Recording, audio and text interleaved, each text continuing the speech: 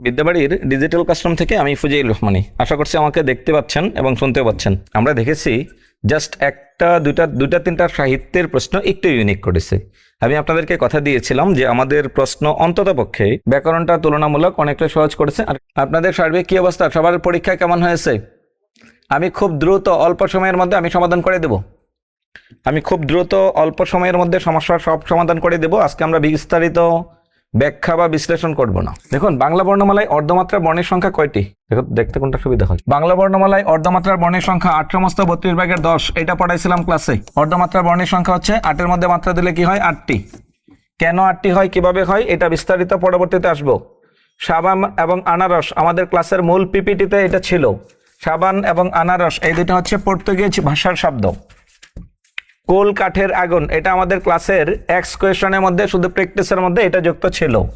তীব্র জ্বালা, কোল কাঠের আগুন মানে বড়ই গাছের আগুন। বড়ই গাছ যখন জ্বালানো হয় এত বেশি আগুন জ্বলে যেটা স্বাভাবিক না, অস্বাভাবিকভাবে জ্বালা শুরু করে, এটাকে বলে তীব্র জ্বালা, কোল কাঠের আগুন। আপনাদের কার কার কেমন হয়েছে? আপনাদের কাজ হচ্ছে, আমি জানি না যে বাংলা অংশের কতটুকু দিতে পেরেছেন, কে কেমন দিয়েছেন এটা একটু জানাবেন। আমার বিশ্বাস এবং আশা এবং ভরসা যে আপনারা, আশা করছি সবাই ভালো দিয়েছেন, কারণ প্রশ্নটা এখানে অনেক বেশি কঠিন করে নাই। তবে 2-3টা প্রশ্ন একটু ইউনিক করেছে, যেটা সচরাচর আমাদের ক্লাসের বাইরে থেকে দিয়েছে। ক্লাসের বাইরে বলতে আমরা এগুলো মূলত ক্লাসের মধ্যে আলোচনাটা খুব একটা করা হয় না। বিশেষণের সাথে বিশেষণ, দেখুন এটা সংজ্ঞাতেই বলা আছে যে সমাসের বিশেষণের সাথে বিশেষ্য বা বিশেষ্যের সাথে বিশেষণ ব্যবহৃত হয়। Noun plus noun, noun plus adjective, এরপরে কাছে অ্যাডজেক্টিভ প্লাস নাউন আপনাদেরকে পড়িয়েছিলাম। নাউন প্লাস নাউন, তুষার শুভ্র, তুষার একটা নাম, শুভ্র একটা গুণ, মনে আছে কিনা ভালো করে খেয়াল করুন। মন মাঝি, দুইটাই নাউন। এই টাইপের শব্দগুলো ক্লাসে পড়িয়েছিলাম। বিশেষণের সাথে বিশেষণ যদি হয় তাহলে সেটা কোন সমাস হবে? বিশেষণের সাথে বিশেষণ হলে সেটা হচ্ছে কর্মধারয় সমাস। সমার্থক শব্দগুচ্ছ শনাক্ত করুন, অর্থাৎ সমার্থক শব্দগুলো কোনটি? দেখুন, দিঘি, দিঘির সাথে নদী এবং প্রণালী মিলল না। শৈবালিনী, তরঙ্গিনী, সরিত, এই তিনটা ঠিক আছে, নদী শব্দের সমার্থক শব্দ। গাং, তটিনী, এই দুটা যাই ছিল অর্ণবে এসে শেষ। শ্রুতশ্রেণী, নির্ঝরণী, সিন্ধু মিলে না। তাহলে আমার উত্তর হচ্ছে খ, শৈবালিনী, তরঙ্গিনী, সরিত। বাগধারা যুগলের মধ্যে কোন জোড়া সর্বাধিক সমার্থক? খুব ভালো করে দেখুন, এখানে একটু অনেকেই কনফিউশনে পড়বেন এবং এখানে অনেকেরই ভুল হওয়ার সম্ভাবনা আছে। বক ধার্মিক মানে হচ্ছে ভণ্ড, আর বিড়াল তপস্বী মানে যে বিড়াল তপস্যা করে। বিড়াল কখনো তপস্যা করতে পারে না। বিড়াল ধূপ করে বসে থাকে, ইঁদুরটা ধরার জন্য খপ করে ধরে ফেলে। বক কি করে? পানির মধ্যে যখন মাছ ধরার জন্য যাই, মাছ ধরার জন্য গিয়ে সে চুপ করে বসে থাকে, সামনে দিয়ে ছোট ছোট মাছ গেলেও ধরে না, খপ করে ধরে বসে। দুইটাই সেম ঘটনা। বিড়াল কখনো তপস্যা করতে পারে না, এটাও ভণ্ড, এটাও হচ্ছে ভণ্ড। এরপরে আসুন, আপনাদের উত্তর ঠিক আছে কিনা, আশা করছি সবাই বাংলায় ভালো করবেন। সবার উপরে মানুষ সত্য, তাহার উপরে নাই, এটার যে কতটা মজা করে ক্লাসে পড়িয়েছিলাম আমি জানি না কার কার মনে আছে। প্রণমিয়া পাটনি জোর হাতে কহিলেন, আমার সন্তান যেন থাকে দুধে ভাতে, এটা ছিল হচ্ছে এইটার পরে আমরা আলোচনা করেছিলাম। চণ্ডীদাস, বাংলা সাহিত্যের বিখ্যাত কবি চণ্ডীদাস। গত বিসিএস একটা প্রশ্ন এসেছিল, পড়ানে পড়ান বান্দা আপনা আপনি। হ্যাঁ, আচ্ছা, এরপরে দেখুন, কখন পরাণে পড়ান বান্দা হয়? সই কেমনে ধরিব হিয়া, আমারই বধুয়া আনবাড়ি যাই, আমারই আঙ্গিনা দিয়া। সই কেবা শোনাইল শ্যাম নাম। সবার উপরে তার 14 বছরের একটা ইতিহাস, এক যুগের একটা কাহিনী বলেছিলাম ক্লাসে। দেখুন মনে পড়ে কিনা। সবার উপরে মানুষ সত্য, তাহার উপরে নাই। চণ্ডীদাস। এমন পীড়িতি কবু নাহি দেখি শুনি, পড়ানে পড়ান বান্দা আপনা আপনি। শিশুগণ দেমন নিজ নিজ পাঠে, এখানে পাঠ কোন কারকে কোন বিভক্তি প্রত্যেকটা ক্লাসে ধরিয়ে ধরিয়ে বলে দিয়েছিলাম। অধিকরণ কারক 3 প্রকার, কালাধিকরণ, আধারাধিকরণ, ভাবাধিকরণ। আধারাধিকরণ আবার 3 প্রকার, ঐকদেশিক, অভিব্যাপক, বৈষয়িক। তার মানে এইটা দ্বারা একটা বিষয়কে বোঝাচ্ছে, তার মানে বৈষয়িক অধিকরণ কারক। অধিকরণ আছে এখানে 2টা। তাহলে পাঠ যোগ এ অন্তস্ন অ তয় একার্তে, বিভক্তি হচ্ছে সপ্তমী, অধিকরণে সপ্তমী, অধিকরণে সপ্তমী। নিরীক্ষণ, পরীক্ষণের পরে যেটা হয় সেটা হচ্ছে নিরীক্ষণ। নি বিসর্গ যোগ ইক্ষণ, নিরীক্ষণ। ইক্ষণ বানানটা হচ্ছে এরকম, ইক্ষণ, ইক্ষা থেকে আসছে ইক্ষণ। মনে রাখবেন, ইক্ষণ শব্দটা পরীক্ষা শব্দের সন্ধি বিচ্ছেদ আমি ক্লাসে পড়িয়েছিলাম। প্রত্যেকটা ক্লাসে ইক্ষা, ইক্ষা বানানে দীর্ঘই, দীর্ঘই, আর নি বানানে হচ্ছে রসি। তাহলে নিরীক্ষণ, নি বিসর্গ যোগ ইক্ষণ। এটা হয়তো আমি ক্লাসে পড়াই নাই, কিন্তু আমাদের কিছু কিছু ক্লাসে আলোচনা করেছি। রবীন্দ্রনাথ ঠাকুরের তুতা কাহিনী, গল্পের তুতা হচ্ছে শিশু অথবা সাধারণ মানুষের প্রতীক। এটা মূল ক্লাসে রবীন্দ্রনাথ এত বিস্তার আলোচনা, এটা হয়তো কিছু কিছু বেঁচে পড়িয়েছি আর কিছু বেঁচে এটা স্কিপ করেছি লাস্টের দিকে। উল্লাস শব্দের সন্ধি বিচ্ছেদ কি? একই বর্ণ ডাবল হলে তার প্রথম অংশকে উঠিয়ে খণ্ডত অথবা দ ক্লাসে পড়িয়েছিলাম। ল কে উঠিয়ে দেন এক পাশে উ, আরেক পাশে লাশ, লাশ লাশ লাশ। উ এর সাথে দিবেন খণ্ডত, উত যোগ লাশ। এখানে আমাকে টাইপ করে দেয়া হয়েছে উত বানান দুইটাই সঠিক। আসলে মূল প্রশ্নটা আমরা যেটা পেয়েছিলাম এটা একটু অস্পষ্ট ছিল, বিধায় আমরা এখানে এক্স্যাক্টলি বলতে পারছি না। আপনারা যারা শিক্ষার্থী এবং পরীক্ষার হলে যারা ছিলেন তারা বলতে পারবেন কোনটা উত সঠিক। এখানে উত যোগ লাশ, এটা সঠিক উত্তর হচ্ছে উত যোগ লাশ, যেটা উত্তরে সঠিক ছিল। আমার এখানে আমরা যে প্রশ্নটা পেয়েছি, আন্তরিকভাবে দুঃখ প্রকাশ করছি, আমরা যে প্রশ্নটা পেয়েছি টাইপিং করার সময় এটাতে একেবারেই অস্পষ্ট ছিল। আমি উত্তরটা লিখে দিয়েছি, এটা কারেকশন কোনটা হবে আপনার প্রশ্নের সাথে মিলিয়ে নিয়েন কোন সেটে আপনি পরীক্ষা দিয়েছেন। বাক্যের ক্ষুদ্রতম একক, এটা লাস্টের ক্লাসে পড়িয়েছিলাম। সব কিছুর মূল হচ্ছে ধ্বনি, ধ্বনি ছাড়া আমার বাক্য কোনো মতেই সম্ভব নয়।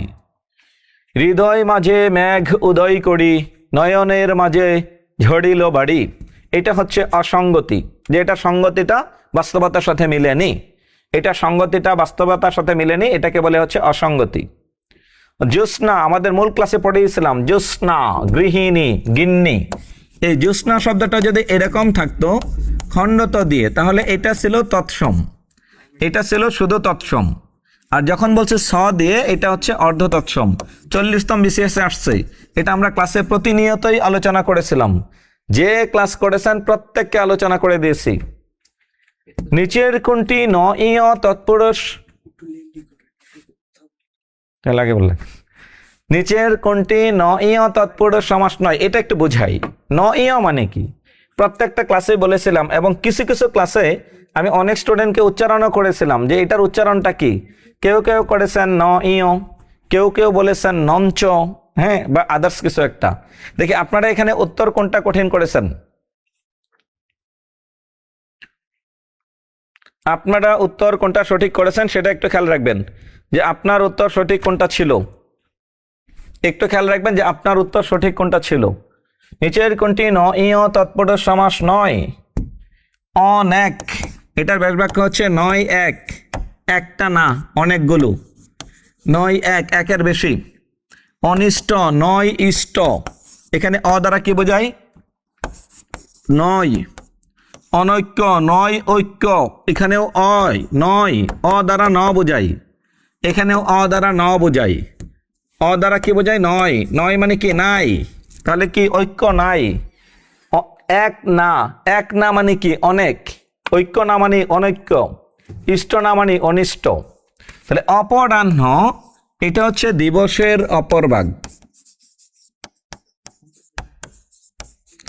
এটাও আমরা ক্লাসে পড়িয়েছিলাম, অপরাহ্ন বানানে পড়িয়েছিলাম। অপরাহ্ন কেন পায়ে ধরে, মূর্ধন্য কেন হলো অপরাহ্ন বানানটা? তাহলে এখানে কি হলো? অপরাহ্নের বানানে এখানে মূল বিষয়টা একটু খেয়াল করুন। অপরাহ্ন মানে কি? দিবসের অপর ভাগ, অপরাহ্ন। দিবসের পূর্বভাগ পূর্বাহ্ন, দিবসের মধ্যভাগ মধ্যাহ্ন, দিবসের সাই ভাগ সায়াহ্ন। তাহলে এখানে আমরা উত্তর কি পেলাম? উত্তর পেলাম হচ্ছে অপরাহ্ন, অপরাহ্ন। এরপরে আসুন 15।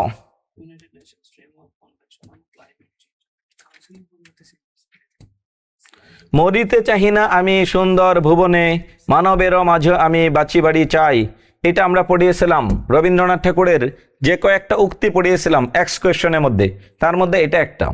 রবীন্দ্রনাথ ঠাকুরের এক্স কোয়েশনে যে কয়টা উক্তি পড়িয়েছি তার মধ্যে এটা একটা, তার মধ্যে এটা একটা বিখ্যাত উক্তি, মরিতে চাহি না আমি সুন্দর ভুবনে, মানবেরই মাঝে আমি বাঁচি বাড়ি চাই। এরপরে আসুন দীনবন্ধু মিত্রের প্রহসন কোনটি? দীনবন্ধু মিত্র, সাধবার একাদশী, বিয়ে পাগলা বড়ু। সাধবার একাদশী, বিয়ে পাগলা বড়ু, এগুলো হচ্ছে নীল দর্পণ ঢাকা থেকে প্রকাশিত প্রথম নাটক। এটা হচ্ছে কি বাংলা সাহিত্যের বিখ্যাত কিছু সাহিত্যকর্ম। দীনবন্ধু মিত্র, বড়ু শালিকের ঘাড়ের রূপ, এটাও প্রহসন, এটা বাংলা সাহিত্যের প্রথম প্রহসন। বাংলা সাহিত্যের প্রথম প্রহসন। বাংলা সাহিত্যের প্রথম প্রহসন। প্রত্যেক ভাষার তিনটি মৌলিক অংশ আছে। প্রত্যেক ভাষার তিনটা মৌলিক অংশ কি কি? ধ্বনি, শব্দ, বাক্য। তিনটা মৌলিক অংশ আছে বাংলা ভাষার। কি কি? ধ্বনি আছে, শব্দ আছে এবং বাক্য আছে। ধ্বনি, শব্দ এবং বাক্য। আপনারা যারা আমাদের সাথে যুক্ত ছিলেন ওনারা একটু জানাবেন যে এই ব্যাকরণের অংশগুলো কোনো একটাও মিসিং আছে কিনা। সাহিত্য একটা দুটা প্রশ্ন, আমাদের এত হিউজ সিলেবাস, একটু আমাদের লেকচার শিট বা বই থেকে এসেছে, সবগুলো ক্লাসে আলোচনা করার সুযোগ হয়তো অনেক বেঁচে পাইনি। কাজী নজরুল ইসলামের বিদ্রোহী কবিতা বল বীর বল চির উন্নত মম শির, শির নেহাড়ি আমারই নত শির ওই শিখর হিমাদ্রির। এটা হচ্ছে মাত্রাবৃত্ত ছন্দে লেখা। যারা ছন্দ বুঝতে চান একটা ক্লাস আছে আমাদের বিদ্যাবাড়ির ইউটিউব চ্যানেলে, একটু ভালো করে দেখে নেবেন। অধ্যয়ন শব্দের বিশেষণ কোনটি? অধ্যয়ন। অধ্যয়ন শব্দের বিশেষণ হচ্ছে অধীত, যা অধ্যয়ন করা হয়েছে। এই অধীত শব্দটা হচ্ছে একটা বিশেষণ, অধীত।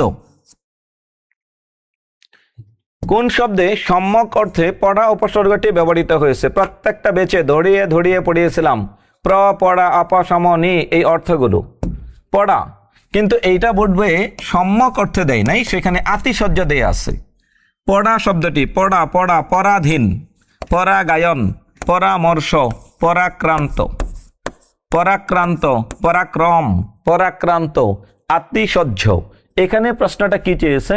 কোন শব্দের সম্যক অর্থে পড়া উপসর্গটি ব্যবহৃত হয়েছে? আচ্ছা, পড়া উপসর্গটা এখানে সম্যক অর্থ, কিন্তু দেখুন ওইখানে কি দেয়া ছিল? আতিশয্য অর্থ দেয়া আছে, দেখবেন একই কথা। এরপরে আসুন, লিঙ্গান্তর হয় না কোন শব্দটি? পুরুষ স্ত্রীবাচক শব্দকে বিস্তারিত বলেছিলাম। যে কয়টা শব্দ বলেছিলাম, নিত্য পুরুষবাচক, নিত্য স্ত্রীবাচক, তার মধ্যে সাহেব হয়, বিআই হয়, সঙ্গী হয়। কবিরাজ নিত্য পুরুষবাচক শব্দ। কবিরাজ, রাষ্ট্রপতি, মন্ত্রী, এগুলো হচ্ছে কি নিত্য পুরুষবাচক। কাপুরুষ, কাপুরুষ। এরপরে আসুন, বিজ্ঞান। বিজ্ঞান শব্দের উচ্চারণ অধিকাংশ ক্লাসের মধ্যে আমরা আলোচনা করেছি। বিজ্ঞান শব্দের উচ্চারণ বর্গীয় জ প্লাস ইয়, বিজ্ঞান, বৈরসিকার বি, গেয় আকার দন্তন্য। এখন আসুন বিজ্ঞান। এরপরে এবার একটু বলবেন আপনাদের সার্বিক কি অবস্থা, পরীক্ষায় কেমন দিয়েছেন? আমি তো আসলাম আপনাদের, আমি জানি মন খুব টানা, আপনাদের মন খুব টানানো যে আসলে পরীক্ষা কেমন দিয়েছেন তার চাইতে এখন ব্যাখ্যা বা বিশ্লেষণ করার সময় সুযোগ আমাদের হাতে নাই। এখন শুধু আমরা জানতে চাই উত্তরগুলো, এই জন্য সরাসরি উত্তরে চলে গেছি, কোনো ব্যাখ্যা বিশ্লেষণ করিনি। সম্ভব হলে পরবর্তীতে এটা আলোচনা করব, ব্যাখ্যা বিশ্লেষণ। কার পরীক্ষা অন্তত বাংলা অংশটুকু কেমন হয়েছে একটু জানাবেন, যে আপনাদের বাংলা অংশটুকু কেমন হয়েছে। কিছু প্রশ্ন ছিল এমন, কিছু প্রশ্ন এমন ছিল একটু কনফিউজিং। তার মানে আমার বিশ্বাস যে আপনারা মোটামুটি অনেকেই বাংলা ভালো করেছেন, বাংলা প্রশ্নটা অনেকে ভালো করেছেন। আর আপনারা আমাদের পেজে আমাদের টোটাল উত্তর টাইপ করা আছে, সেখান থেকে দেখে নেবেন। একটা প্রশ্ন আপনাদের উপর ছেড়ে দিলাম, এটা একটা কমেন্টে সবাই একটু লিখুন, আমি যেন বুঝতে পারি। উল্লাস শব্দের সঠিক বিচ্ছেদ অপশনে কার প্রশ্নে কার সেটে কত নাম্বারে ছিল, কোন সেটে কত নাম্বারে ছিল। তার মানে এতটুকু আমরা অনুমান করতে পারছি বাংলা অংশ দেখে প্রশ্ন অনেক জটিল হয়নি, প্রশ্ন অনেক জটিল হয়নি। কাটমার্ক একটু উপরের দিকে যাবে, তবে হ্যাঁ সব বিষয় না দেখে বলা যাবে না। সব বিষয়ের প্রশ্ন দেখে এরপরে আমাদেরকে বলতে হবে যে টোটালি কেমন হবে। বাংলায় কার কি অবস্থা, কে কয়টা পেরেছেন? বাংলায় 23টার মধ্যে কে কয়টা পেরেছেন একটু দয়া করে লিখুন। একজন লিখছেন, থ্যাংক ইউ। হুমায়ুন ইসলাম রাজ 19টাই হয়েছে, বাহ। বাংলার কি অবস্থা একটু দয়া করে জানাবেন। তাহলে আমরা এখন বাংলা অংশ শেষ করলাম।